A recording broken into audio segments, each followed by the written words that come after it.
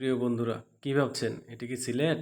না, এটি হচ্ছে মুরাদনগর থানার ১০ নং যাত্রাপুর ইউনিয়নের মোচাগড়া গ্রামের ৬ নং ওয়ার্ডের একটি অংশ। মোচাগড়া উত্তর পশ্চিম পাড়া আব্দুর রাজ্জাক মিয়ার বাড়ি। এখানে আব্দুর রাজ্জাক মিয়ার ৪ ছেলে তাদের পরিবার পরিজন নিয়ে বসবাস করে।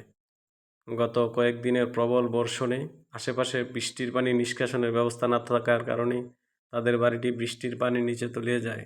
আজ ৩ দিন যাবৎ পানির নিচে তারা বন্যা কবলিত অবস্থায় বন্দি অবস্থায় জীবনযাপন করতেছে। তারা আর্থিকভাবে তারা তেমন সচ্ছল নয়, কিন্তু তারা সবসময় লাকড়ি চুলায় রান্নার কাজ করত। কিন্তু এখন তাদের রান্নাঘর পানির নিচে তলিয়ে যাওয়ার কারণে অনেক ব্যয়বহুল হওয়া সত্ত্বেও গ্যাসের সিলিন্ডারের মাধ্যমে তাদের রান্নার কাজ করে প্রতিদিনের খাবারের ব্যবস্থা করতেছে। এমত অবস্থায় তারা অনেক মানবতর জীবনযাপন করতেছে।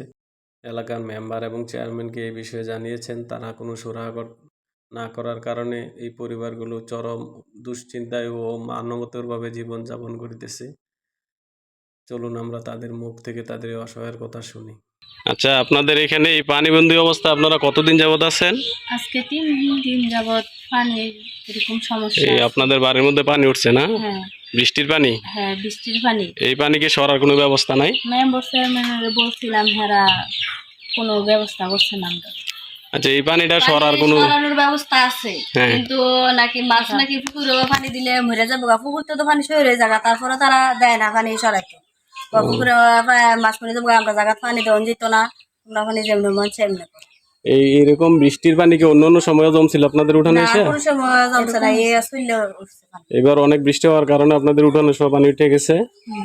এই পানি যে আপনাদের উঠানে লাগছে, এটা আজকে প্রায় 3 দিন যাবত হয়ে গেছে না? 3 দিনে এরকম কমছে আর কি, 3 দিনে কমছে। আর ওখানে এখন আমরা যে অবস্থা দেখতেছি আরো বেশি পানি আছে না? আরো বেশি পানি আছে। তো এখন আপনারা এই যে রান্না বান্না করেন কিভাবে? রান্না বান্না করতে অনেক সমস্যা হয়। লাকড়ি চুলায় রান্না করতে পারেন না? চুলার মধ্যে পানি। তো আপনারা বাড়ি থেকে এখন বের হওয়ার কোনো রাস্তা আছে? না, বের হওয়ার কোন রাস্তা? এই দিক দিয়ে যাওয়া যাবে, কিন্তু পুরা বাড়ি বেড়া দেওয়া রাখছে যে তারা বাড়িতে পথ দিত না। প্রেসিডেন্ট আইলেও নাকি তারা জায়গা দিত না। আচ্ছা, এখন আপনাদের এলাকায় মেম্বার চেয়ারম্যান এই বিষয়টা জানাইছেন?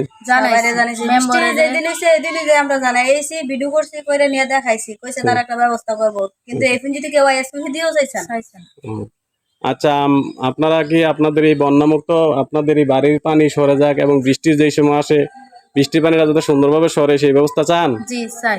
এই ব্যবস্থাটা তো সব হয়েছে। আমরা সামনে আমরা বাচ্চা কাচ্চা আছে, তারা নিয়ে চলাফেরা অনেক কষ্ট না।